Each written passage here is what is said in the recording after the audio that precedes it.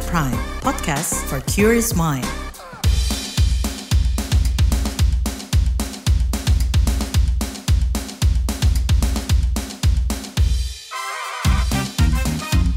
What's Trending KBR Pagi, siaran pagi radio paling update. Hai semuanya, ketemu lagi di What's Trending, masih bareng saya, Lea Baneza. Golput jangan ya dek ya.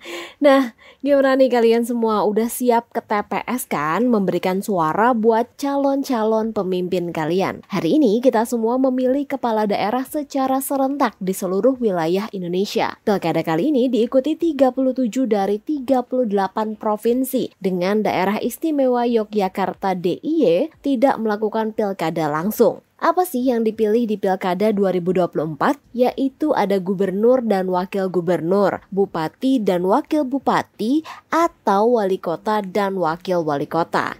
Tapi ada yang udah gak sabar ya untuk tahu siapa aja nih yang akhirnya terpilih jadi pemimpin di daerahnya masing-masing. Tunggu dulu nih, karena setelah pemungutan suara hari ini masih ada perhitungan suara dan rekapitulasi hasil perhitungan suara yang berlangsung sampai 16 Desember 2024. Nah, demi kemajuan bangsa dan daerah-daerah di Indonesia, baik pemerintah pusat, Kapolri, KPU di daerah-daerah terus menggaungkan nyoblos hari ini dan tidak golput. Ada beberapa upaya sosialisasi agar masyarakat tidak golput lewat budaya populer maupun pendekatan agama. Beberapa di antaranya yang dilakukan KPU DIY yaitu menonton film bareng karya Garin Nugroho berjudul Tepatilah Janji. Film yang dibintangi Ibnu Jamil dan Cut Mini ini merupakan salah satu sarana untuk mengajak masyarakat menggunakan hak suaranya dalam pemilihan kepala daerah pilkada. Selain film, ada juga nih band asal Kulon Progo, Kula and Friends, yang menciptakan lagu bertajuk Kulon Progo Jangan Golput. Lagu ini bertujuan untuk mengajak masyarakat Kulon Progo datang ke TPS. Nah, tunggu apa lagi nih? Selain demi kemajuan di masa depan, ada juga kan ya promo-promo yang menanti jari kelingking kamu nih yang udah rame di media sosial. Jadi, cus yuk milih. Lea nih selesai siaran juga bakal milih. Nah, kita bahas soal golput dan pelaksanaan pilkada setelah komen warga plus 62 berikut.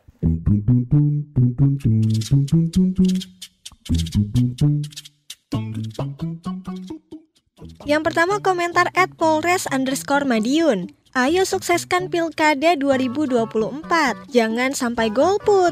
Gunakan hak pilih Anda dalam pemilihan kepala daerah serentak besok untuk menentukan masa depan yang lebih baik.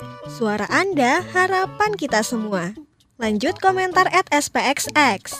Kebanyakan orang golput bukan gak mau milih, cuma hak suara yang diberikan terlalu jauh untuk dipakai.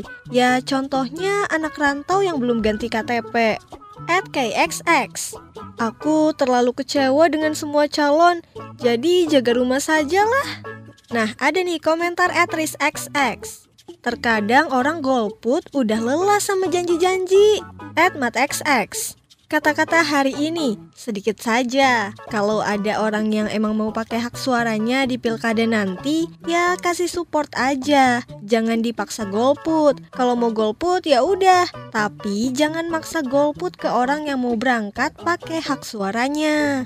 Yang terakhir komentar @yoyxx. Mari bersatu mendukung kesuksesan Pilkada 2024. Setiap suara kita menentukan masa depan kelak nantinya. Cegah golput dan terapkan pilkada bersih, adil, dan jujur.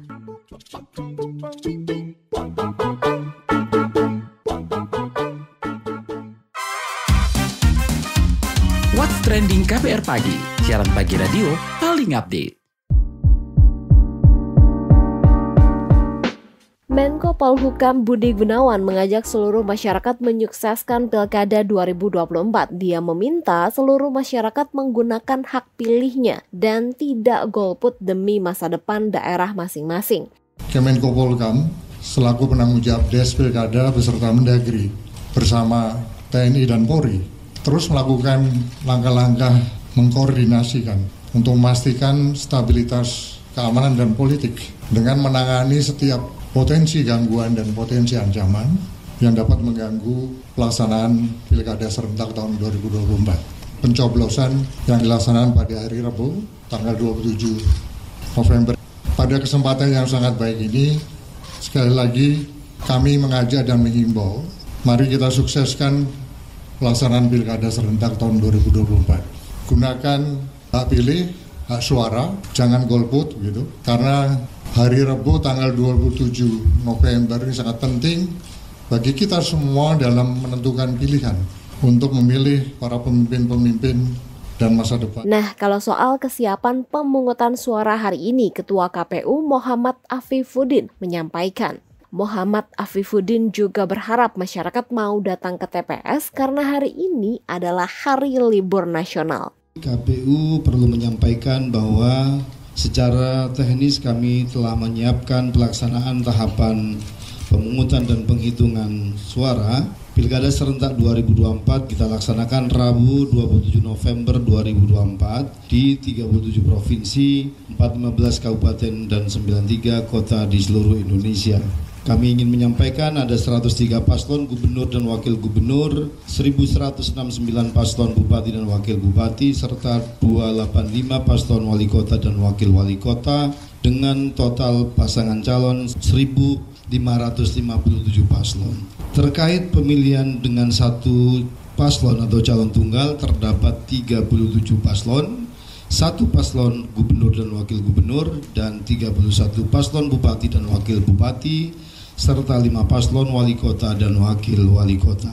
Berdasarkan daftar pemilih tetap nasional sebanyak 203.657.354 pemilih yang akan menggunakan hak suaranya dengan komposisi 101.654.993 atau 49,91% laki-laki dan 102.11.361 atau 50,9% perempuan yang nanti akan menggunakan hak pilih di 435.296.000 TPS.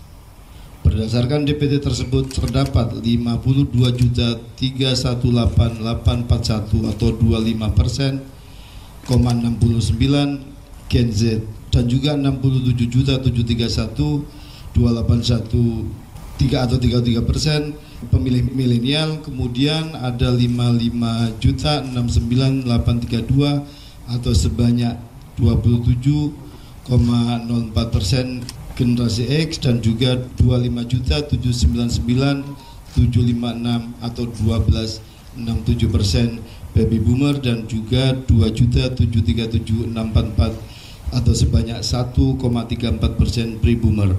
Sementara itu untuk pemilih pemula yang usia di bawah 30 tahun sebanyak 61.108.169 atau 30,01%. Sedangkan untuk pemilih disabilitas totalnya 951.812 atau 0,47%. Teman-teman sekalian, KPU juga telah menerbitkan peraturan KPU nomor 17 tentang pemungutan dan penghitungan suara pada saat pilkada nanti, dan juga KPU sudah menerbitkan keputusan nomor 1774 tahun 2024 tentang pedoman teknis pelaksanaan pemungutan dan penghitungan suara dalam pemilihan gubernur dan wakil gubernur, bupati dan wakil bupati serta wali kota dan wakil wali kota. Untuk selanjutnya, untuk mendukung proses rekapitulasi suara, KPU juga telah menyiapkan sistem informasi rekapitulasi suara atau Sirekap dengan beberapa perbaikan, dengan beberapa pengembangan yang kami siapkan dalam pilkada ini. Sirekap adalah alat bantu yang kami siapkan untuk para pihak lebih cepat mengetahui hasil suara dan rekapitulasi perolehan suara. Sistem informasi ini terdiri dari 3 aplikasi dengan fungsi sebagai berikut. Pertama, Sirekap Mobile sebagai alat bantu KPPS dalam mendokumentasikan hasil penghitungan suara. Kedua, Sirekap Web sebagai alat bantu PPK, KPU atau KIP Kabupaten Kota dan KPU Provinsi atau KIP Aceh dalam pelaksanaan rekap penghitungan perolehan suara. Dan ketiga, Sirekap Info Publik sebagai sarana publikasi hasil penghitungan perolehan suara dan proses rekap hasil penghitungan perolehan suara kepada masyarakat luas. Bapak Presiden juga sudah menerbitkan keputusan Presiden nomor 33 berkaitan dengan hari pemungutan suara di Pilkada sebagai hari libur nasional. Oleh karena itu, kami dari KPU Republik Indonesia berharap masyarakat, teman pemilih sekalian datang ke TPS dengan situasi keriang gembiraan, menjaga situasi yang kondusif dan juga menghormati pilihan-pilihan yang berbeda dari masyarakat sehingga kita bisa menjaga 27 November Pilkada kita berjalan dengan jurdil, berjalan dengan luber dan juga berintegritas dan juga berlangsung dengan damai. Dan pada saatnya kita semua menghasilkan atau mendapatkan hasil pilkada orang-orang atau pemimpin yang berkualitas yang menjalankan amanah sebagaimana pilihan masyarakat, pilihan pemilih pada hari pilkada. What's Trending KPR Pagi, siaran pagi radio paling update. Nah, kira-kira ada nggak sih cara kekinian buat mengatasi masalah golput dan mengajak masyarakat ini buat memilih calon pemimpinnya di daerah masing-masing? Kita bahas bareng founder Voice of Democracy Vodem Indonesia, John Iyas Ganesha Simamora. John, apa sih yang biasanya tuh mempengaruhi kelompok muda untuk golput? Nah, kalau kita lihat golput ini atau golongan putih itu merupakan diartikan sebuah sikap pemilih untuk tidak memilih kandidat yang ada. Saat ini golput juga lebih erat kaitannya menyebut orang-orang yang justru memilih pergi liburan atau alih-alih datang ke TPS untuk memilih. Kalau berbicara golput itu juga kita berbicara tentang sejarahnya. Golput itu adalah gerakan politik dari orang-orang yang kecewa terhadap pemilu. Istilah golput pertama kali muncul menjelang pemilu tahun 1971. Saat itu akibat kebijakan Soeharto, parpol yang bertarung jauh lebih sedikit dibandingkan pemilu tahun 1955. Hal ini menyebabkan kekecewaan dari kelompok pemuda yang kemudian mencanangkan gerakan golput tersebut. Dan kalau kita lihat, berdasarkan data, menurut majalah Express edisi 14 Juni 1971, golput itu diartikan gerakan datang ke tempat pemungutan suara atau ke TPS dan mencoblos bagian putih dari kertas suara di sekitar tanda gambar penunjuk kandidat. Sehingga suara yang diberikan menjadi tidak sah. Kenapa sih anak muda, generasi milenial, generasi silenial, itu melakukan golput? Pertama, karena ada perasaan kecewa, adanya kandidat yang track record-nya kurang baik dan tidak concern terhadap isu yang diinginkan.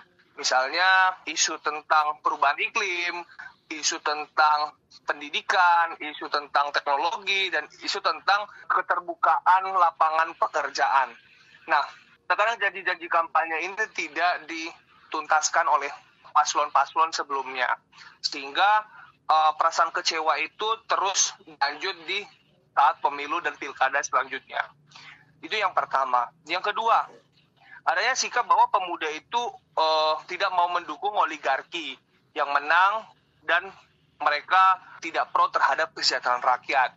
Kemudian adanya sikap apatis terhadap partai, calon, atau politik itu sendiri, sehingga mereka tidak tahu tanggal pilih itu kapan.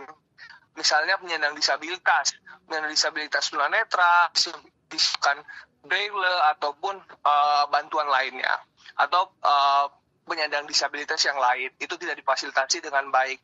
Kemudian adanya kurangnya informasi dan pendidikan politik. Sebenarnya kan kita ketahui bersama untuk pendidikan politik ini banyak yang kalau terkait pemerintah, dari Kesbangpol, pemerintah daerah, ada KPU, ada Bawaslu, dan termasuk di KPP berkewajiban untuk mencerdaskan masyarakat terhadap demokrasi, pemilu, dan pilkada. Termasuk juga partai politik mempunyai fungsi untuk melakukan pendidikan politik. Nah, itu belum berjalan dengan baik. Menurut saya ini menjadi salah satu permasalahan yang akan terus berlanjut ke depannya kalau misalnya tidak cari solusinya. Dan kemudian adanya pengaruh lingkungan sosial, bahwa ketika masyarakat itu banyak teman-temannya melakukan golongan putih atau golput, itu akan menyebabkan teman-teman lain atau melakukan FOMO. Jadi ketika kamu memilih, itu dianggap kamu keluar dari circle-nya atau peer group mereka. Maka bahwa jadi sebuah tren kalau menjadi golput itu. Kira-kira untuk mengatasinya gimana nih? Upaya mengatasi golput di kalangan muda banyak sih sebenarnya yang kita bisa lakukan.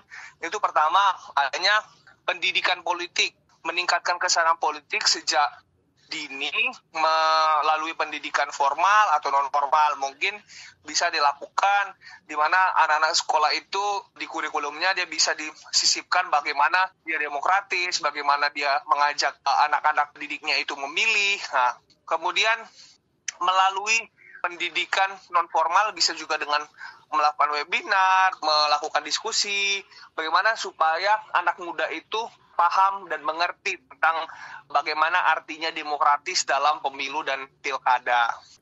Nah, beberapa upaya yang dilakukan sebagian pihak untuk mengatasi seperti ini ya, membuat ajakan tidak golput lewat lagu, film, serta fatwa ini kira-kira bakal berpengaruh besar nggak sih? Oke. Terkait ajakan, lagu, film, fatwa, apakah efektif atau bagaimana? Kalau kita melihat efektivitas sebuah hiburan ya, bisa dibilang itu bentuk hiburan kepada masyarakat, efektivitasnya itu adalah menghibur dan edukatif terhadap muda dan tidak terlalu formal ya. Dan lagu, film itu tuh kan mudah diingat ya. Sebenarnya contoh nyata, ini sudah dilaksanakan. Kalau kita tahu KPU untuk pemilu tahun 2024 dia ada berkolaborasi dengan Coklat, itu judulnya Memilih untuk Indonesia. Itu sudah dilaksanakan ya, untuk dibuatnya lagu. Kemudian kalau berdasarkan data dan fakta juga, pemilu itu juga dikemas adanya namanya kira pemilu. Kira pemilu ini konteksnya adanya mobil pemilu itu disertai dengan bendera-bendera 18 partai peserta pemilu yang dilakukan, mereka dikirap, bisa dibilang kirap pemilu itu arak-arakan antara bendera itu dengan bersama teman-teman lain dengan konteks tari-tarian, konteks lokal, ataupun juga ditambah dengan kemeriahan-kemeriahan lain, marching band dan sebagainya. Dengan itu dilombakan antar KPU. Nah itu dari Sabang sampai Merauke.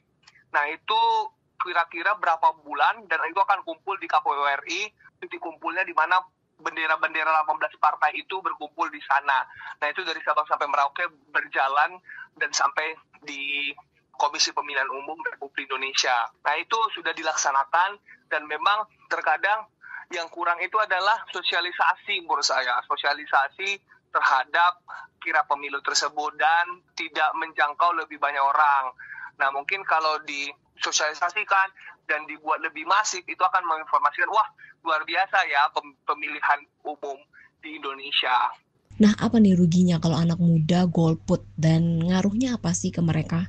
Sebenarnya kebanyakan ruginya ya kalau saya sampaikan. Salah satunya itu adalah kehilangan kesempatan untuk mempengaruhi kebijakan publik, di mana pemimpin yang kurang memperhatikan isu-isu penting anak muda akan misalnya perubahan iklim, pendidikan, keterbukaan informasi pekerjaan, itu akan mereka dianggap isu-isu yang tadi disampaikan itu tidak menjadi concern mereka karena anak muda tadi dianggap tidak terlibat dalam proses politik, yaitu memilih dalam pemilihan umum atau pemilihan kepala daerah. Jadi anak muda kehilangan kesempatan untuk mempengaruhi kebijakan publik atau kebijakan yang dilakukan oleh pemerintah.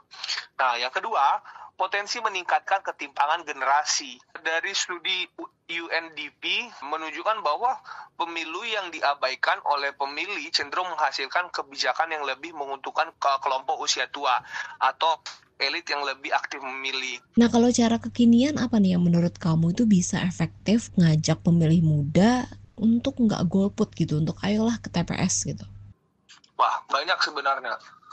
Kalau kita bilang cara kekinian efektif untuk mengajak anak muda untuk tidak golput, itu contohnya ya, pemanfaatan media sosial di kalangan anak muda. data BPS RI, survei tahun 2023, ada sebanyak 84,37% anak muda Indonesia yang umur 16-30 tahun menggunakan internet untuk mengakses internet untuk di medsos. Anak muda cenderung mendapatkan informasi politik dari medsos dibandingkan media tradisional. Contoh yang akan baik adalah kampanye berbasis video pendek, meme atau tantangan viral atau seperti challenge yang ada di TikTok atau Reels. Itu merupakan salah satu contoh bentuk yang baik ya. Ketika diberikan tantangan, berikan video pendek atau meme-meme, itu menjadi salah satu yang baik untuk dilakukan oleh pemerintah untuk ajakan untuk memilih ya. Kemudian adanya gamifikasi, kuis interaktif di aplikasi atau info kandidat yang menyenangkan, di mana penyelenggara pemilu menginformasikan nih apa aja tuh visi-visi dari kepala daerah yang akan menjadi pilihan mereka.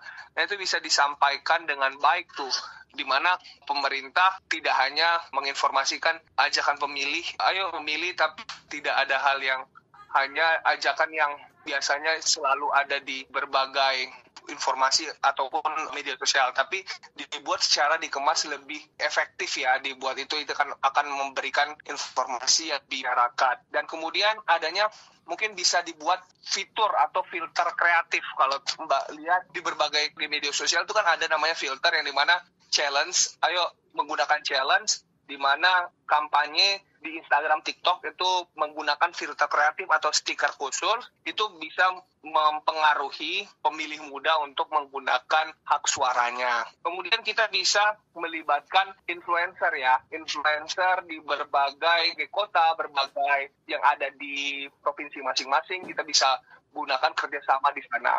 Kita bisa gunakan figur publik, IOL, tokoh agama, atau adat. Nah, dari data bahwa 63% anak muda lebih mempercayai informasi dari influencer dibandingkan dari pemerintah. Strategi menggandeng influencer, konten kreator, selebriti yang kredibel, juga memiliki pengikut besar di kalangan anak muda, itu menjadi hal yang baik untuk kampanye pesan anti golput ya.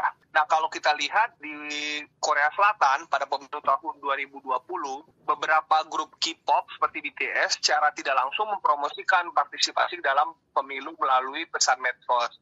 Nah, itu kita bisa kita kemas atau kita lihat konsep seperti ini bisa juga. Kita bisa juga menggunakan kampanye berbasis komunitas. Anak muda lebih termotivasi untuk terlibat dalam pemilu jika diundang melalui komunitas yang mereka percayai ini. Nah, yang mengadakan kita bisa gunakan diskusi publik, webinar atau kegiatan offline seperti konser musik bertema demokrasi. Melibatkan organisasi kampus, komunitas kreatif ataupun komunitas-komunitas hobi, ini menjadi salah satu hal yang bisa kita ambil ya, atau kita bisa lakukan. Kalau kita lihat bahwa misalnya kita di TPS itu dibuat konsep tahun kemarin kan 14 Februari 2024 itu kan bertepatan dengan Hari Valentine.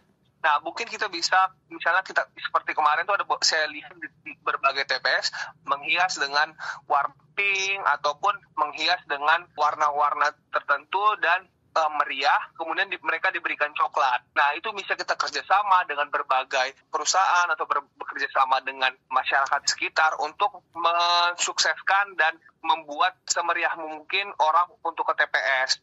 Nah, ketika misalnya kita buat kegiatan, tadi kan kampanye berbasis komunitas, kita buat komunitas tertentu untuk ambil andil dalam TPS. Nah, ketika dibuat bersamaan kegiatan komunitas dan kegiatan untuk memilih, itu memberikan daya tarik yang luar biasa. Nah, contoh di Australia, ada namanya Demokrasi House, menggabungkan TPS dengan acara komunitas, seperti barbecue gratis, menciptakan pengalaman menyenangkan, sekaligus meningkatkan partisipasi. Jadi mereka mendapatkan makanan, sekaligus dia mendapatkan hiburan, serta dia bisa memilih dalam pemilu ataupun pilkada yang akan dilaksanakan. Kemudian penggunaan narasi personal atau inspiratif. Nah, itu pesan-pesan yang menceritakan dampak nyata dari hasil pemilu terhadap kehidupan sehari-hari lebih menarik perhatian. Misalnya kampanye video atau cerita pendek yang menunjukkan bagaimana suara individu itu dapat membuat perubahan besar. Dan itu juga sudah dilaksanakan di India. Ada namanya Your Vote Matters. menampilkan kisah-kisah inspiratif dari individu biasa yang berhasil membawa perubahan melalui partisipasi politik. Jadi banyak hal yang bisa dilakukan untuk dibuat secara menarik ya, bagaimana masyarakat itu diajak dengan hal-hal yang menarik seperti yang saya sampaikan tadi, pemanfaat media sosial dan teknologi, melibatkan influencer dan figur publik, KOL, tokoh agama dan adat, kemudian kampanye berbasis komunitas, dan penggunaan narasi personal dan inspiratif. Ini merupakan salah satu atau ada beberapa jadi alternatif untuk ajakan masyarakat untuk memilih dan tidak golput. Nah, udah besar belum sih pemanfaatan media sosial sebagai cara untuk mengatasi golput ini? Untuk pemanfaatan media sosial sebenarnya cukup baik ya. Saat ini saya rasa media sosial dan penyelenggara pemilu itu sudah melaksanakan cukup baik untuk sosialisasi. Tapi hal-hal tersebut itu belum masif. Mungkin yang saya sampaikan tadi seperti challenge video, itu digunakan dengan baik. Misalnya masyarakat diberikan fitur-fitur tertentu, challenge, nanti mereka bisa menggunakan stiker atau menggunakan filter stiker baik. Dan itu saya percaya bahwa itu akan mengajak anak muda untuk menggunakan fitur dan filter tersebut. Ketika itu digunakan, maka tanpa disadari itu mengajak anak muda luar biasa. Nah, menurut saya pemerintah patut untuk belajar dan bekerja sama dengan anak-anak muda dan bisa menggunakan media sosial itu menjadi alat ataupun wadah yang baik untuk masyarakat gunakan ataupun masyarakat mendengarkan untuk ajakan atau kampanye pendidikan politik dan mengajak untuk tidak golput. Nah, memang itu tidak mudah ya, tapi menurut saya ketika sudah belajar dengan baik itu akan bisa dengan kita lakukan untuk Indonesia mengurangi golputnya. Oke, terima kasih John. Oke. What's Trending KBR Pagi, siaran pagi radio paling update. Newsbeat. Film Wicked dan Gladiator 2 mendominasi box office Hollywood setelah debutnya. Film Wicked tercatat menempati posisi atas dengan pendapatan 114 juta US dollar dengan lebih dari 3.000 penayangan selama akhir pekan. Film yang dimainkan Ariana Grande dan Cynthia Erivo itu menempati peringkat ketiga debut domestik terbesar tahun ini. Kabarnya kesuksesan Wicked ini karena selama 1 dekade terakhir box office belum pernah menayangkan film adaptasi musikal. Terakhir adalah Les Miserables pada 2012 dan Into the Woods pada 2014. Sedangkan film Gladiator 2 menempati posisi kedua di box office Hollywood dengan pendapatan 55,5 juta US dollar dengan lebih dari 3.000 penayangan selama akhir pekan. Imbas masyarakat protes dan melontarkan kritikan, Bandara Huberto Delgado di Lisbon, Portugal bakal menerapkan jam malam. Kabarnya warga sudah jengah dengan bisingnya suara pesawat lepas landas dan mendarat. Warga setempat kabarnya sudah protes selama bertahun-tahun. Menteri Infrastruktur dan Perumahan Portugal Miguel Pinto mengumumkan rencananya antara pukul 1 hingga 5 pagi akan dibatasi secara ketat. Tak hanya pembatasan jam penerbangan, bandara ini juga diprotes karena letaknya dekat dengan perkotaan, di mana sejumlah masyarakat ada yang mendorong pemindahan bandara tersebut. Kampanye ini diserukan lewat platform Airport Out. Penyanyi Zayn Malik memulai kembali rangkaian turnya bertajuk Stairway to the Sky Tour. Pada 23 November 2024, Zayn konser di Leeds, Inggris. Sebelum menyanyikan lagu terakhirnya, tribut kepada Liam Payne pun dimunculkan. Di layar muncul hati merah dengan tulisan Liam Payne 1993 till 2024, Love You Bro. Tur Zayn Malik sebelumnya tertunda setelah kabar kematian Liam Payne dengan alasan situasi tak terduga. Namun, pada 20 November, Zayn bersama ketiga member One Direction lainnya, Harry Styles, Louis Tomlinson, dan Niall Horan menghadiri pemakaman Liam. Liam dimakamkan di St. Mary's Church, Amersham, London. Di akhir perjumpaan kita, saya mau ajak Anda menyimak rangkuman berita daerah pilihan dalam WhatsApp Indonesia berikut ini.